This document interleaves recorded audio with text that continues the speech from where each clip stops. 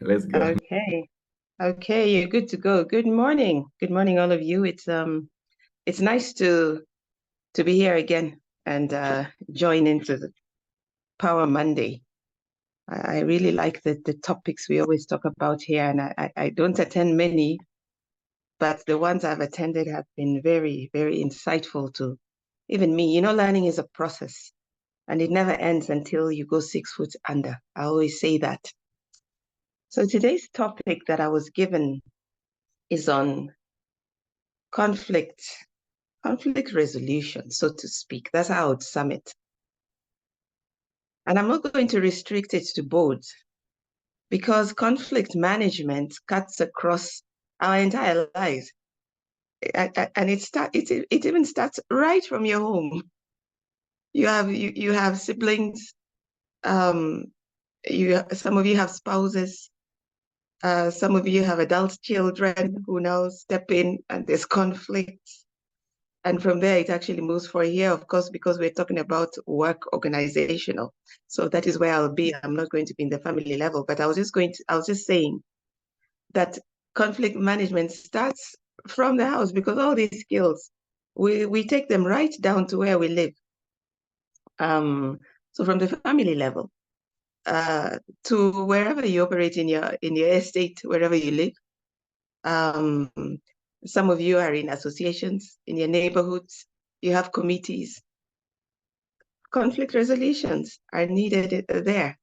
You move into your organization, you find conflict resolution is needed there. So conflict management is something that we all have to learn to do to create a more harmonious environment for our own healthy mental state. I think mental health is a big thing these days. I'm glad people are talking more and more about it. And the truth is, one of the biggest things that causes this mental health issue is when conflicts are not resolved, which leads to stress. And then I'm sure Peter has brought other people talking to you about stress management because now it forces you to have to now manage your stress because you did not manage the conflict. So it starts there. But today I'm going to talk about a few things. What really causes conflict? Let's start there. What are some of the causes in your organization? And I'm sure you all have your experiences. You've all, I am sure, have encountered a situation where there was conflict. And the question is, what causes these conflicts? And one of the things that I would raise for boards, in management, in organizations, in committees, one of the things really is competing interests. For some reason, there's always some competing interests wherever there's a group of people, whether it is, as I've said, all those places. One thing is competing interests. And so my advice, whenever you join a place, take time to understand and study the people around you. Who are the people in this committee, in this board that you're in your organization, in your team? Because in some organization, maybe it's a temporary thing, you've been put in teams. Find out, is there a competing interest in this team? And many times we're caught unaware because many times if you're like me, you go in there thinking everybody is good, but unfortunately we're in the world. Not everybody means well. You may mean well, but not everybody means well. People come there with competing interests and agendas. I was seeing somebody putting there on the chat, resources. Those are part of the competing interests. You're there to do a job. Other people are there for something else. And I think that's why we're seeing our young people out on the streets today saying enough is enough. There's been competing interests in this nation in all manner. And those competing interests and now brought us where we are. So one of the things in a short way is competing interests. Another thing that I have noticed, and it may seem very simple, but it can be a very big issue, is ego. People have very big egos. And where you have a chairman of a board or a committee or whatever it is, sometimes some of you have come across the person who's the team leader or the chairman having an ego and saying, I have said, and this is it. That's ego. They have said, and this is it, but is that it? Don't other people have opinions? Because the reason why you're in a team is because you're bringing in strengths. And it is important that your strengths and your knowledge is brought into the team, whether it's a team in the office, in management, or in a board. And I'd encourage, at this point, I'll say I'd encourage those of you who, if you find yourself put in a team, or if you're sitting in, if I talk of boards, I don't want to limit this to board because I know you're not all sitting in boards. It's good to talk on a broad level. Some are aspiring, some are already in boards. So I want to talk about, in general, wherever you are, whichever team you're in, it is important to always make your team leader or your chair know that they're one amongst equal in a nice way. Because if you have one who has an ego, that is where conflicts start. Because you're either sitting there as a puppet, and if you're not the type to sit there as a puppet, you will speak out your mind, which is important. That's the reason why you've been brought into the team. And so you must state things as they are. And when you do that, there comes your conflict. Because your chair or your team leader does not want you to express yourself the way you should. And so conflict arises there. We're going to go later to talk about how you resolve that. But I'm just right now talking about some of the causes of conflict. Another cause is lack of understanding. Do you know many times you can find people are really having serious conflicts, but it's purely because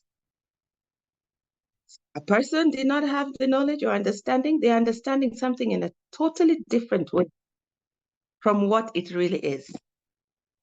And so there's a clash. And why does that lack of understanding come? Sometimes maybe it's just lack of preparation. Somebody goes into a meeting and they're not prepared and they just start arguing off the cuff without facts. Sometimes they have the facts, but they don't have the understanding. And that is why it is important, if you're in a position where you're the one who puts teams together, it is important that you bring in the right talent into the team. If you want the team to work well, you need to ensure that you're bringing in people who understand the task.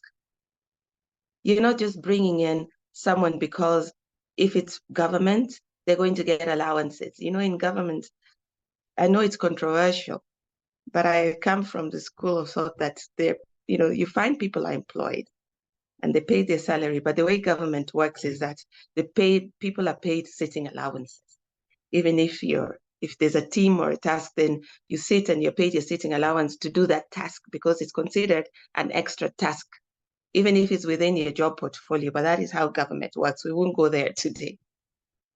So you find that people are appointed, if you talk about public offices, people are appointed to sit in teams and they really lobby to sit there, not because, sometimes it's not because they have that knowledge that they're the best to sit in that team, but because there's allowances. And so X and Y come and sit in this team, and you constitute this team, and of course there'll be conflict because they don't understand what really this task is. So that lack of understanding creates conflict. Wrong appointments, mismatched placements, it creates conflict. Another thing that creates conflicts is miscommunication. People just talking at cross purposes. And that's why communication is so important from the word go. If you're in a team, if you're in a board, is the information going down the way it should? If you're chairing, if you're amongst the team members, are you sharing the information that every team member should have? Because the moment there's a gap in information and in communication, there's suspicion, or if there's lack of information because somebody did not get it, they'll be talking at cross purposes. And therein lies your conflict, because not everybody is reading from the same page. And so there's some things that they look small, but they can create very big conflicts. And then one other thing I'd mention, there are very many, but I'm just highlighting these before I go on talking about how to manage conflict. There are things like task prioritization. How do you prioritize your task? So people start having a conflict. You're in a board, we have this budget, or you're in a team, you have this task, and this one is saying, I think we need to do this first. And another one is saying, no, our priority is this. And so you can't agree because everybody is thinking differently, or half the people believe this is a task that we should prioritize, and another lot are saying, no, this is what we should do. And so there's a stalemate. Now, how do you resolve that? So those are the sort of things that you find create conflicts in organizations. And if these are not addressed, they can become such big issues that at the end, the people may even forget how they even got there. But most importantly, at the end, you end up finding that the task is not accomplished. We've seen boards that don't function because people get into the board and all people do is bang tables and argue and stick on agenda number 2 for 3 hours until the meeting doesn't continue. I mean, you end up finding it is 2 o'clock and it is 5 hours down the road and people are on agenda number 2 and they had 9 point agenda because they cannot agree on agenda number 2 because we're just continuing arguing. So it can cripple an organization. And that is why it is so important to be equipped on how to manage conflict. Now, there are various ways that we can handle conflict. And I was telling Paul that I will do a little bit of talking the way I am, but I like to interact more, so I'll give more time for us to chat and even be able to have have a longer question and answer time. But before I talk about the best way of handling conflicts, what are some of the skills that one needs to have to handle conflict? And I'd like to say that I believe that each and every one of us have skills. You can improve on some because some of the skills clash with people's characteristics, personalities, so to speak. We talked about ego at the beginning. And so sometimes some people just have a very strong personality that kicks in and becomes ego. So if you notice that you're one of those who tends to be assertive, assertiveness is a skill. Assertiveness can be used positively or negatively. It's a strength, but it can also be a weakness in conflict management. If you're too assertive, that you do not allow anything, you just push, that you're not giving room. But in order to resolve conflicts, you must develop assertive skills. Not everybody is, some people just tend to be by nature soft nature, and it is okay that you're a soft-natured person, but you must develop assertive skills. By assertive skills, I mean knowing when to push on what you believe in a respectful manner. Assertiveness is not aggressiveness. Please don't confuse those two. Aggressiveness, you will go nowhere. Assertiveness, you are making a point.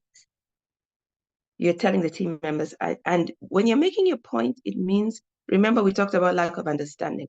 It means you understand and you have the facts. So you know what you're talking about. Because you cannot be assertive, and many people are very assertive, but when you listen to what they're saying, they're lacking understanding. So please do not be assertive with wrong information. Get your facts right.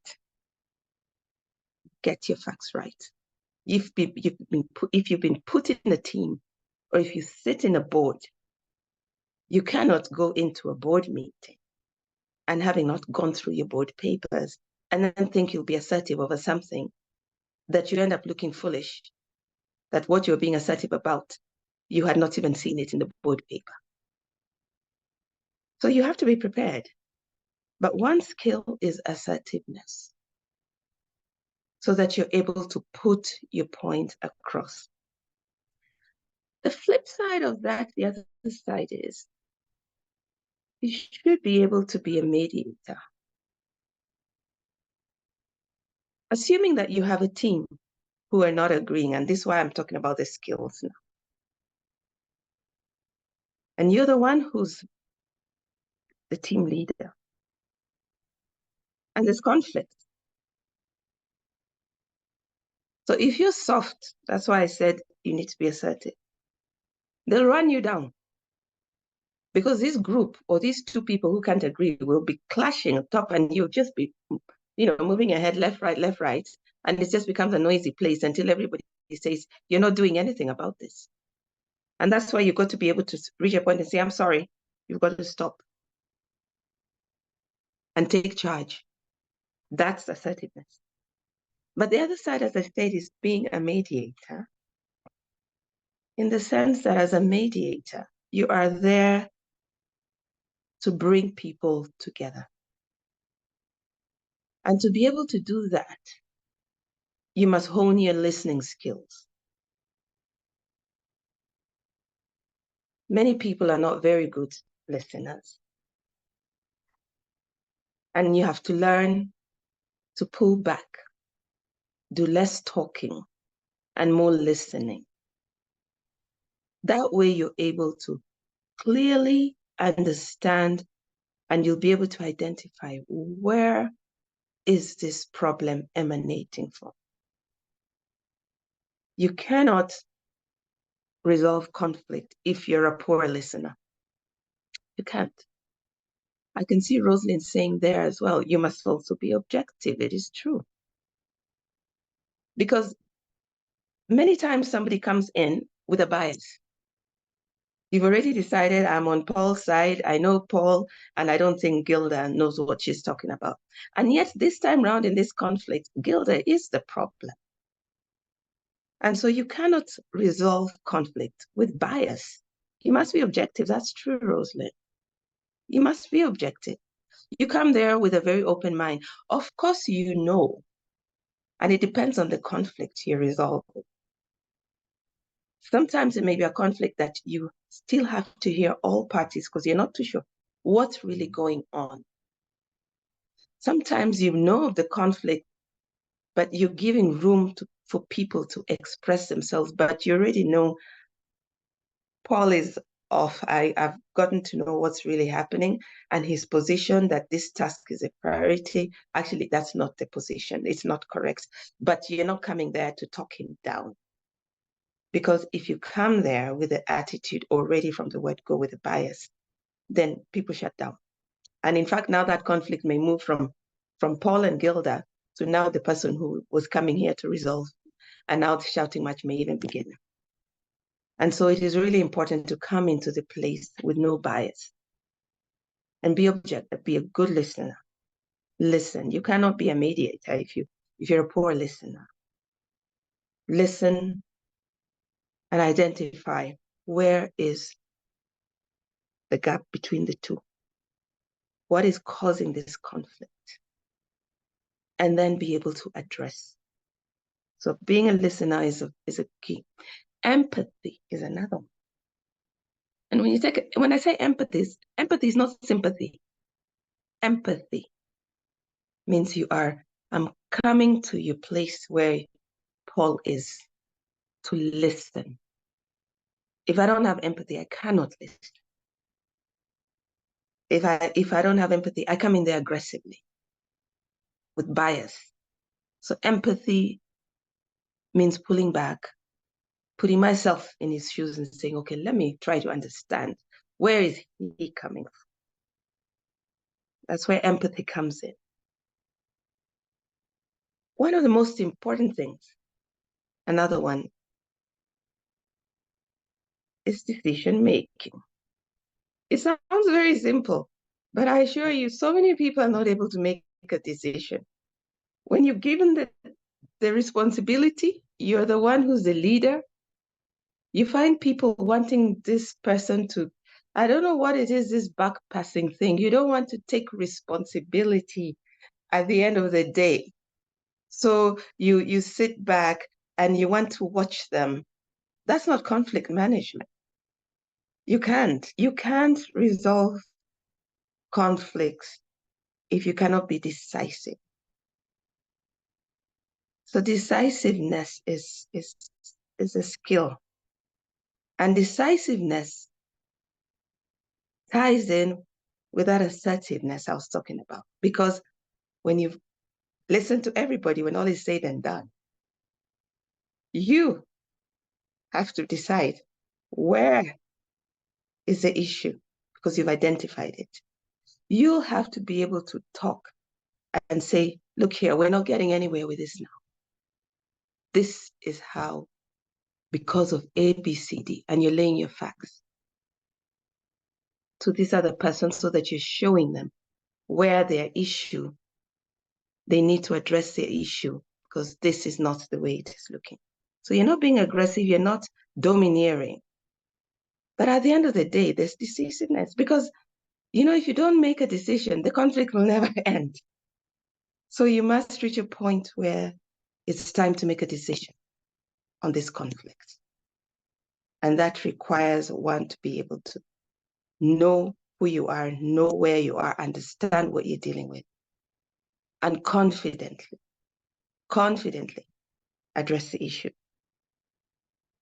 And what are some of the best ways then of addressing conflicts?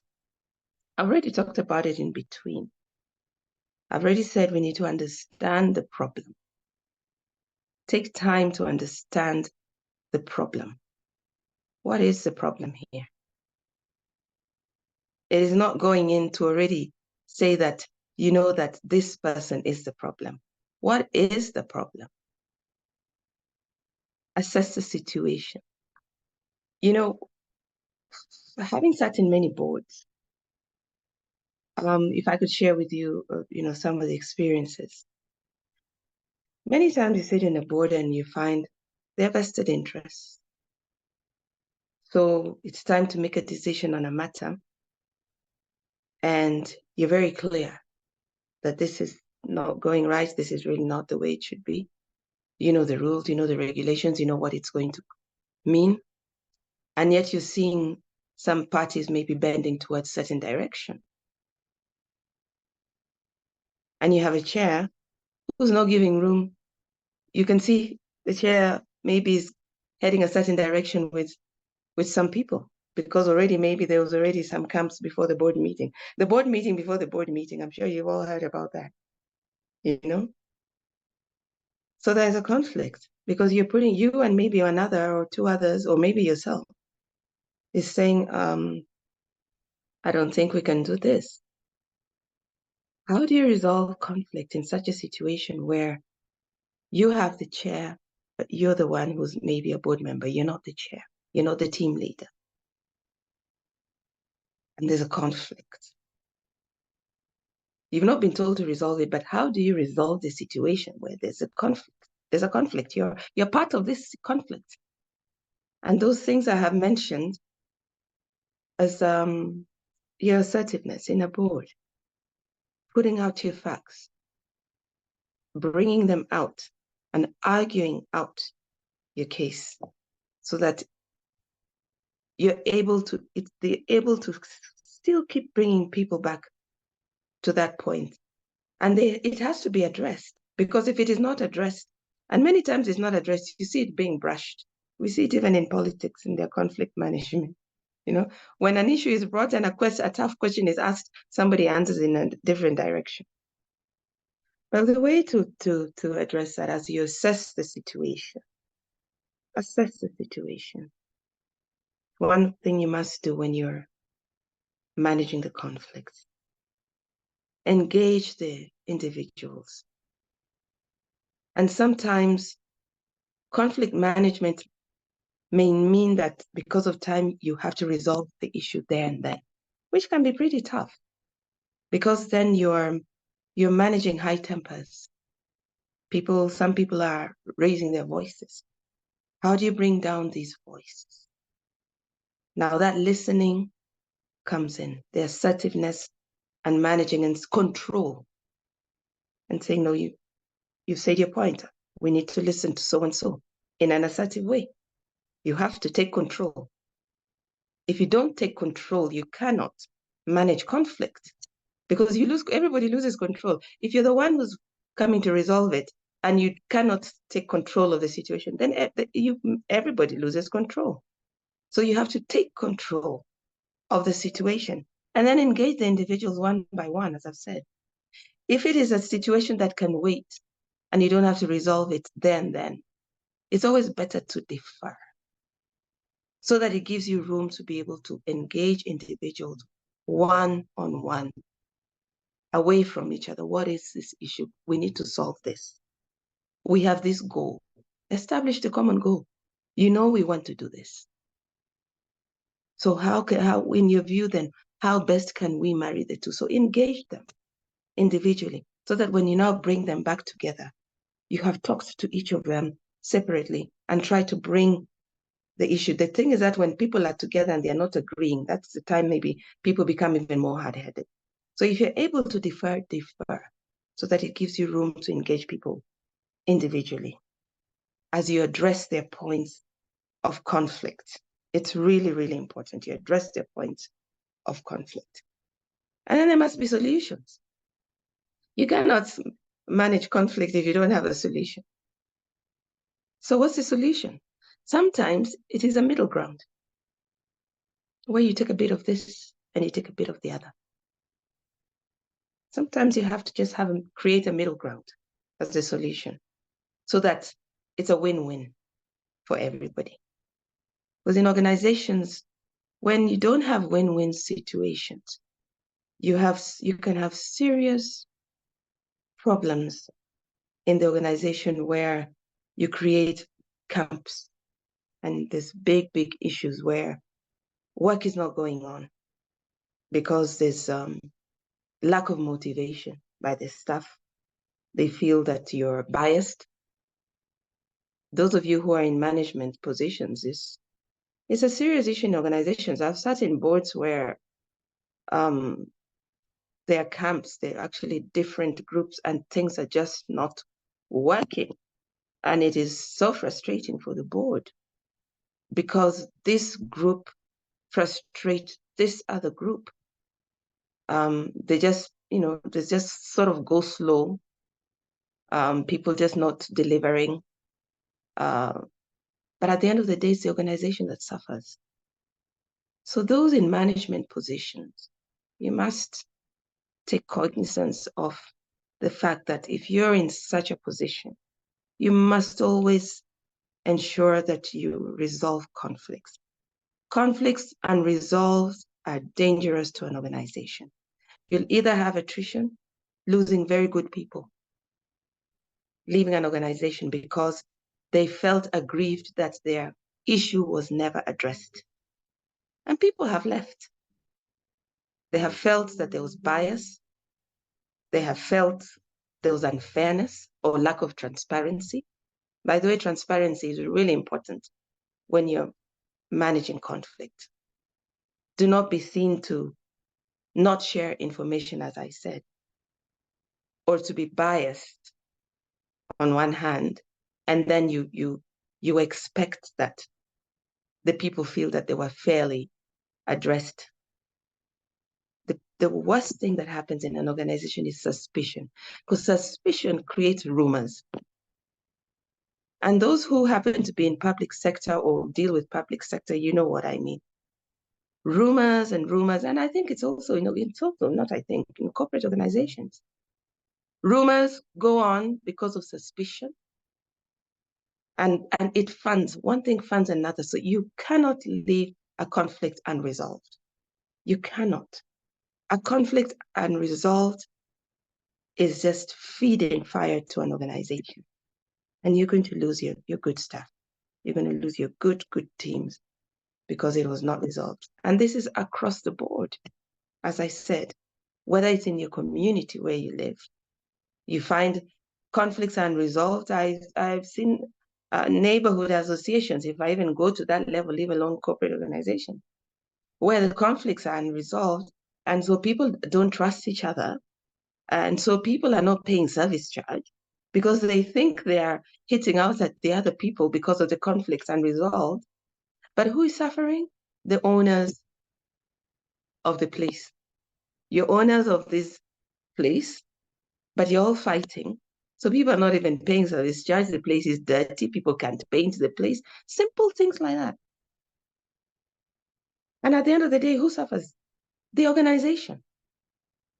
Because when people leave your organization, when the neighborhood is dirty, you suffer, you don't get your rent. When your organization is losing very good people, the reputational risk of the organization is important to address. Because these same people who feel aggrieved and their conflict and their issues are not addressed, they're human. What happens? The rumors go out, or they talk to other people who are not even in the organization. Or why did you leave? Oh, those people are like this. Why did you leave? My boss is like this. So your reputation, even as a manager, people say, oh, you're going to go and work under Gilda.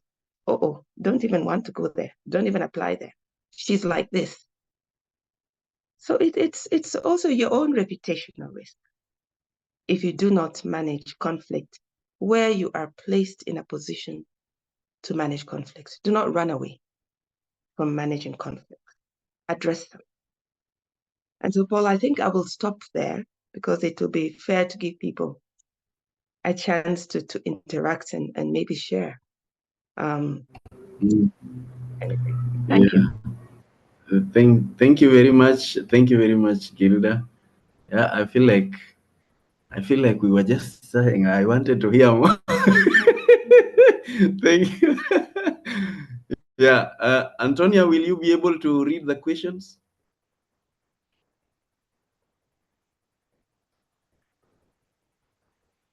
Good. Okay, we have comment. Yes. I can't hear you. Okay, we have one from Roslyn. How do you approach a scenario where you want to be decisive, but you equally need ownership of the decision, yet the team is divided? Where making a decision splits the team, and you are seen as taking sides. Case in point, the current political situation.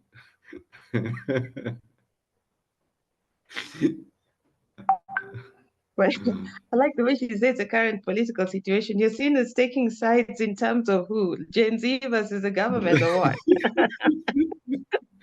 Yeah.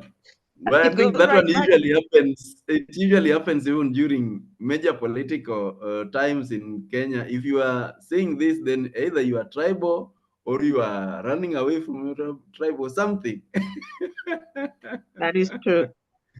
Yeah. That is true. But it goes back. It Rosalind, is what I was saying. At the end of the day, if you are the one who is responsible, you're the team leader. What are the risks you're facing? You answered it pretty well.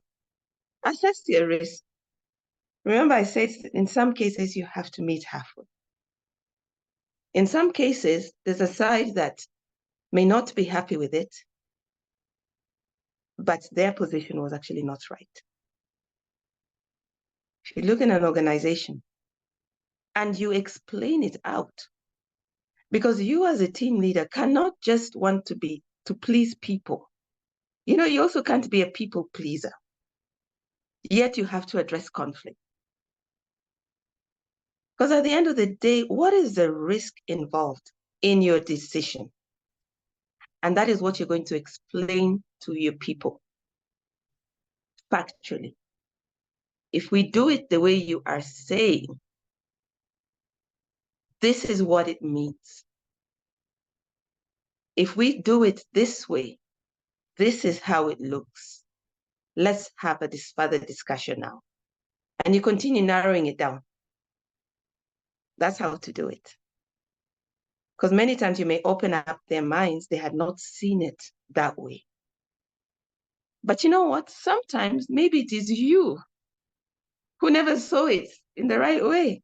And you're able to see, if you can't bring it out and argue it out well, then it shows that maybe you are the one who's not really getting it right. And you have to put down your ego, if at all you have one. It is okay that you were wrong to say, I'm sorry, I didn't see it that way. So I guess you guys are right. Let's do it that way. So that's how I'd answer it, Paul. Thank you very much, Gilda. Yeah, we have Maureen listening in from Uganda, and she says she can listen to you whole day. Now, I could listen to you all day. How can one discourage the board meeting before the board meeting? I believe if it is negative, because meeting before the meeting can be very positive as well. You know what? Theoretically, you can talk about that, but realistically, you can never get rid of the board meeting before the board meeting, because human beings are just like that. We're just wired like that. Whichever situation you're in, whether you're in a board or whatever team, you'll always find that within a board, you resonate with this person and that person more than this one and that one, because we're human beings. We're human beings. So in every board, you'll always find, and that is how friendships are developed. Even in your life, when you're in class, when you're in school, why is it that you resonated with these people and not these people? It's just the way you resonate. You're human. So in a board, you'll always find that people resonate. But resonating doesn't mean you have to have the board meeting for the board meeting. But what I'm saying is that it is very difficult to get rid of that. It is something that we have to accept that always happens. The most important thing is how to deal with that in the boardroom when it comes to the board. But be sensitive to have your antenna up. When you sit in a board, get to assess the situation. Don't just sit, get to realize Gilda and Mary, they seem to always, be in the same direction. So that as you study people and you study them, are they people of interest? And are they the chairman's people? You always know the chairman's people. The moment the meeting starts and they start addressing something, they're always the first one to say, oh, my opinion, I think this. And they're speaking on behalf of the chairman. So we cannot get rid of the board meeting before the board meeting, but be aware, try to be aware that, hey, this happened. Get your networks to somehow know that when you come to the meeting, you can tell these people, some people met. That's what I'd say. Thank you very much. Now there is also a question from Alex. Alex is also from Uganda. He said, greetings from Uganda. Can we talk about the current craze of people pursuing board positions?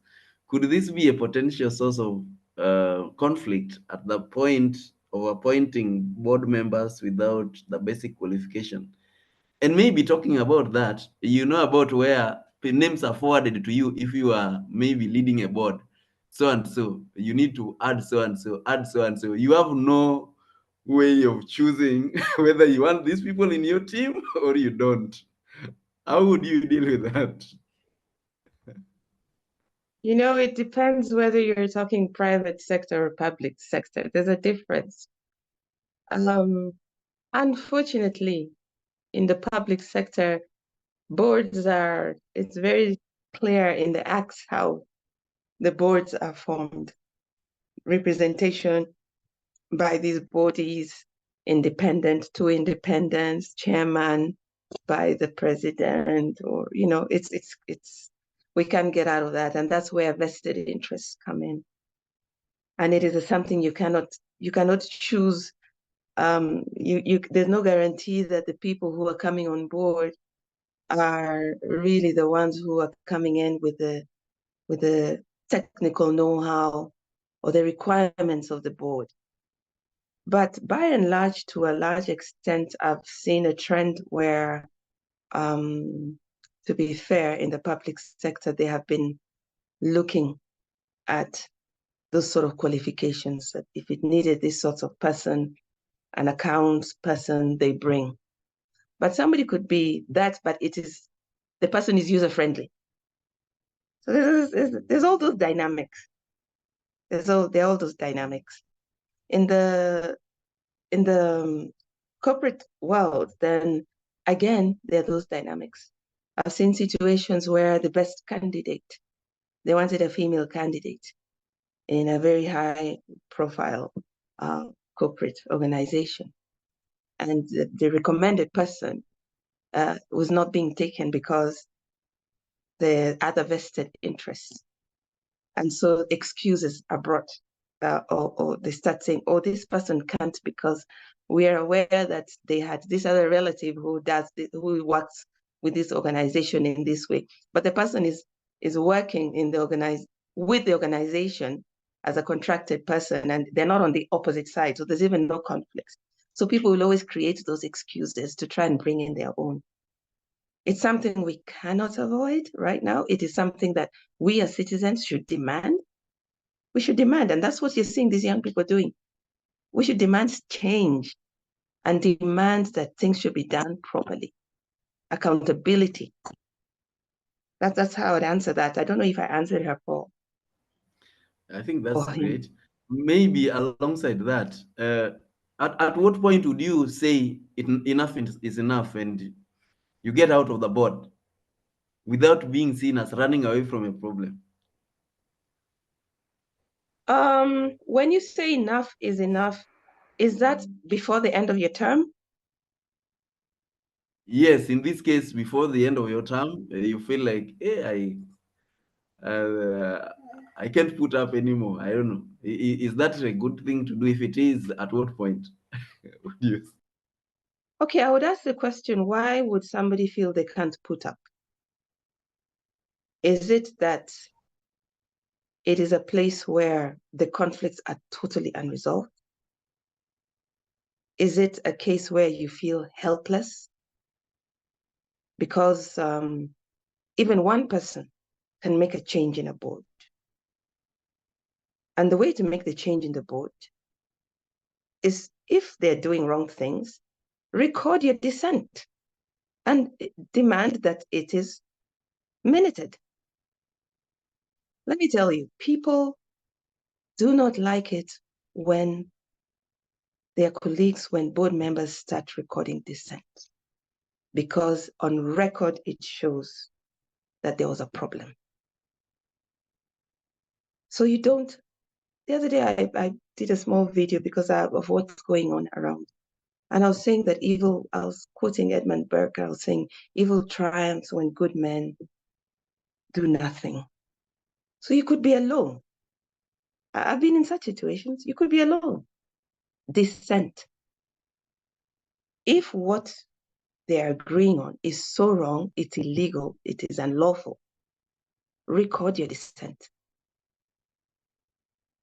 Unless your life is being threatened and now you're feeling that now this is too much.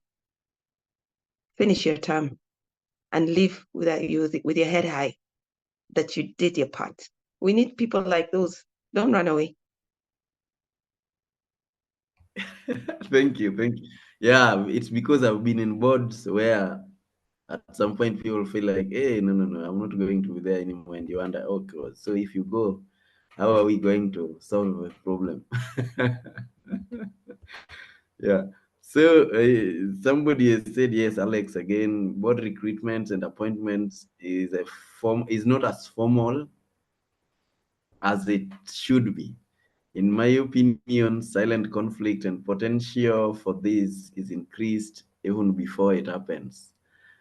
Uh, I think it's just being in charge of who forms who. I think it's easier in the private sector as opposed to maybe public sector.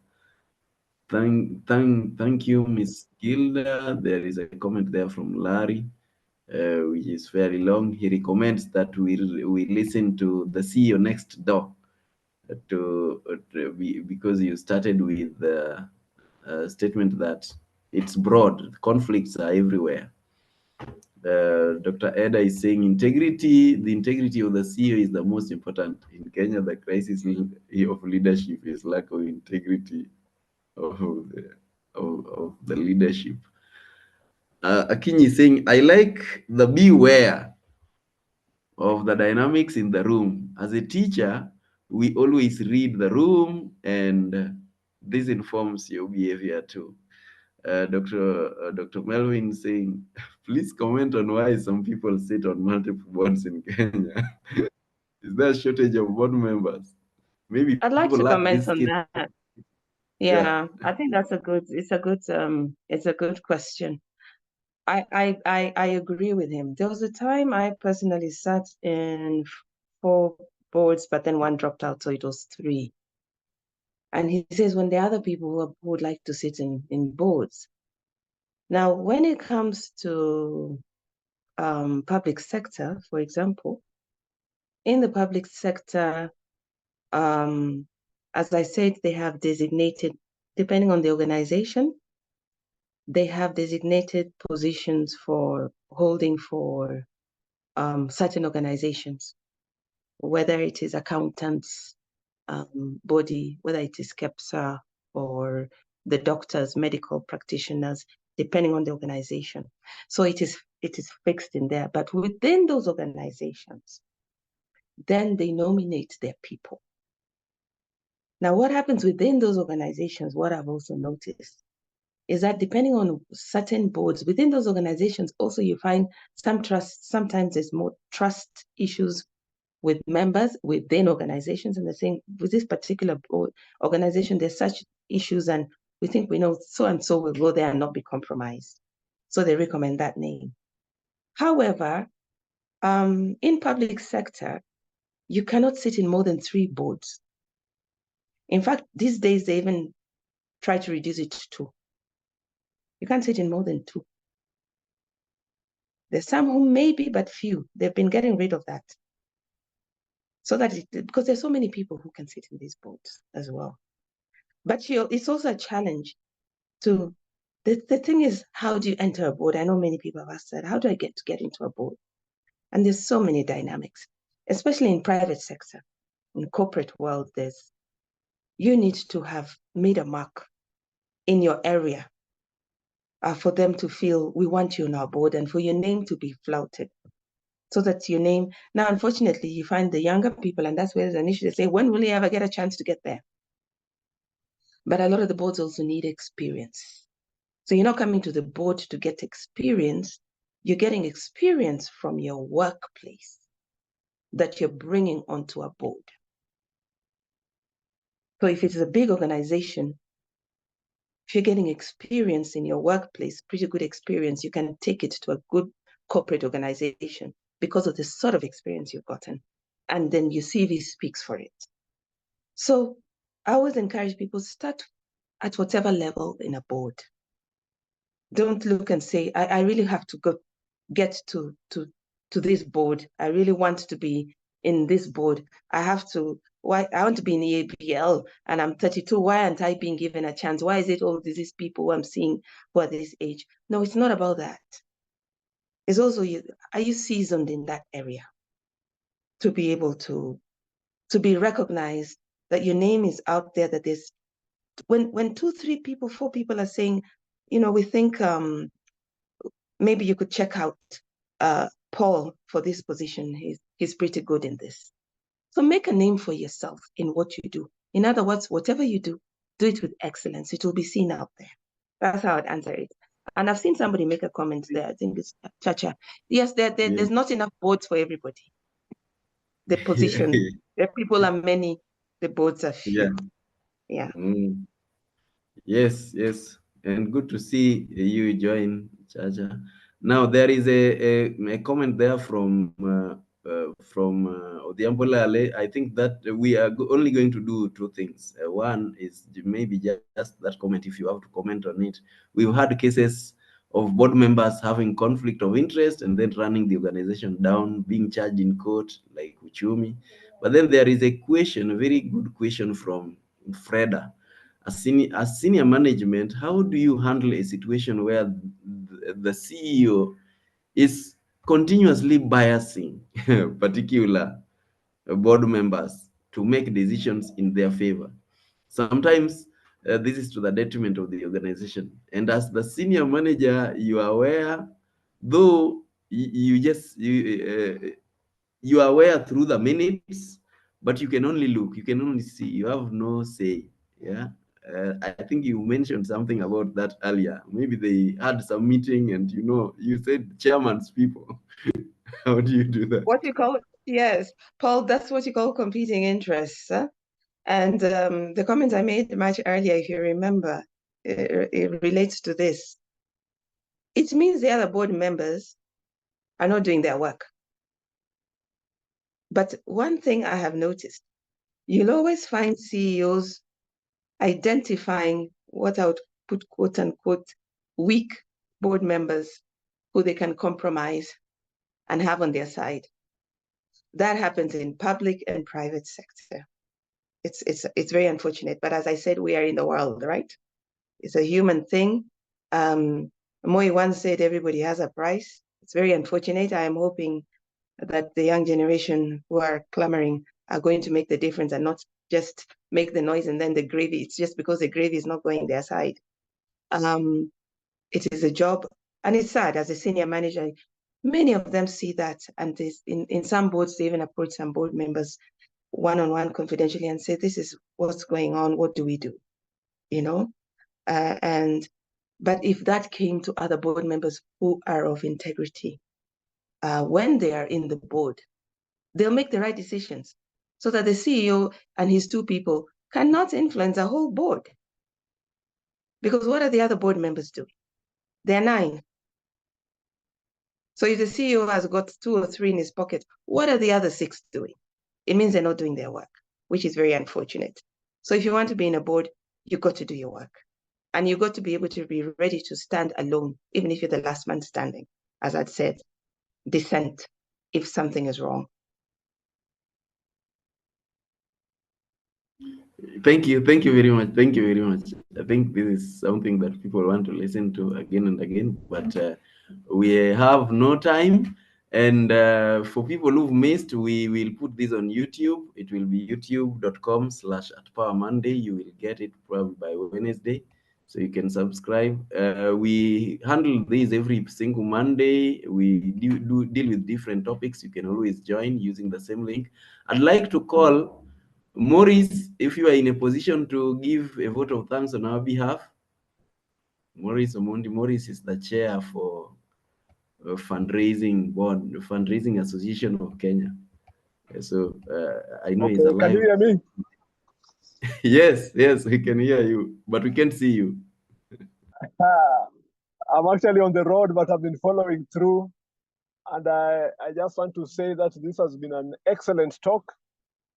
I loved it because the speaker, first of all, very composed, sharing from the heart, from the mind, with a lot of experience, a lot of composure, and talking about real issues. In fact, almost everything was really resonating with me personally, because there's a board which I chair, and I was feeling like as if the speaker was speaking with me on those occasions where I've made decisions thinking that I'm doing the best, but end up appearing as if it's all about ego.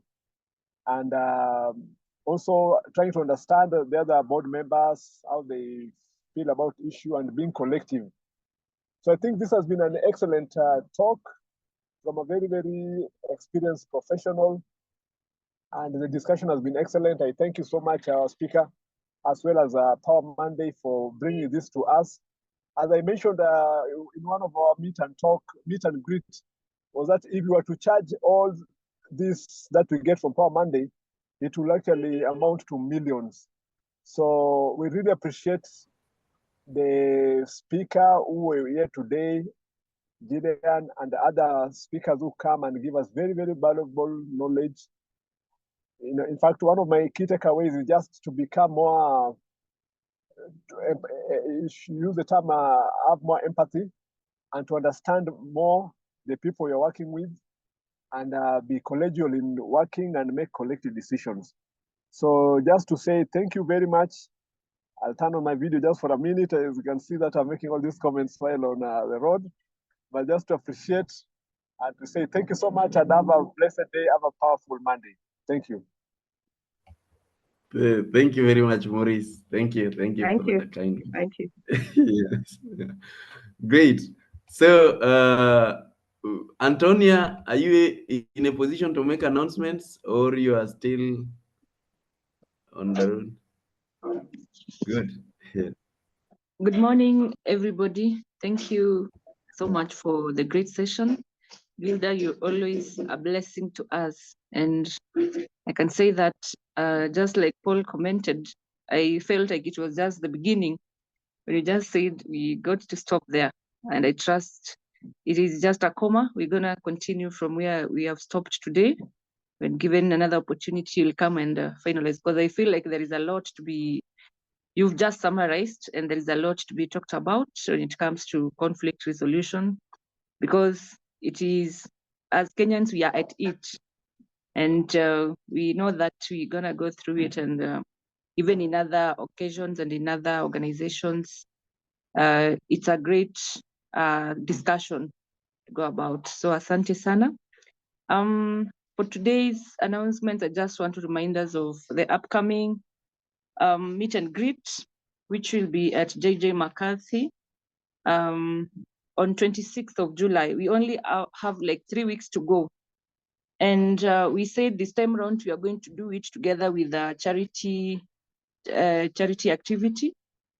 And we request everybody to start taking part. I've not yet received anything in my account. And I trust that we are going to do that in the course of the next remaining 2 weeks. So let's give and give more, because the meet and greet is going for 1,500. And you can be sure that we have really, we are good clients. That's why we can get this offer, because it should be more than that. But because of our relationship with the place, they've given us a discount. So we can be able to add some more and give for the charity activity, which will be done at one of our needy schools or a children's home to be identified. Yeah, and that will be done from the morning. And then in the afternoon, we join in, we go straight to Kileleshwa, where JJ McCarthy is situated. And we request that we start giving out our names, confirming our availability for the 2 activities. Yeah. And this time around, we are paying through the pay bill. I'll share it today. Just after this meeting, I'll be able to share that those details, the details of the pay bill, so that we can send the money direct to the account for Power Monday. I don't think I have anything else to add. Thank unless you. you Thank can you. Go ahead. Yeah, I think we are done. But remember, on Wednesday is the first Wednesday for the month. So we are going to have a live market day. You can log in to tell us your story, share what you sell, what you do. and seek opportunities. We always do that live market day every first Wednesday of the month. For people who want to join Power Monday WhatsApp group, get to the page liveyourdream.co.ke, the page for Power Monday, that is /Power Monday, and fill in the form there, then you will be added. Otherwise, let's remember that on Wednesday we have a live market day for people to share their story. And thank you all. Maybe